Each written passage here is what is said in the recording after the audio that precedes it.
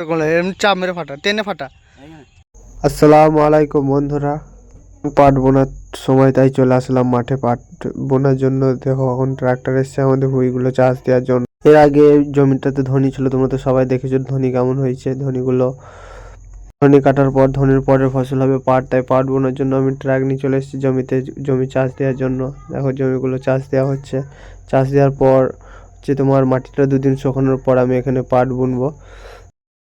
আর জমির উর্বর ক্ষমতা বাড়ানো এবং ফলন বৃদ্ধি করার জন্য আমি এখানে প্রয়োগ করছি হচ্ছে হাঁস মুরগি আর গরু যে বর্জ্য পদার্থ বা গোবরগুলো হয় সেগুলো আমি মাঠে নিয়ে এসে ভ্যানে করে ছিটিয়ে দিচ্ছি, যাতে ফসলটা ভালো হয় এবং ফলন বৃদ্ধিটা বেশি হয়।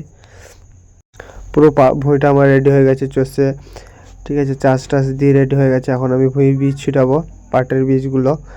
আর পাটের বীজ ছিটানো অনেক কষ্টর কাজ, মানে অনেক চাপ থাকে। ওই অল্প কটা বীজ এই পুরো জমিটাই ছিটাতে হয়। আর যদি কোথায় বাদ পড়ে সেখানে চারা পড়ে না, পাটের বীজ সবাই ছিটাতে পারে না, আমি প্রথমবার ছিটাচ্ছি পাটের বীজ।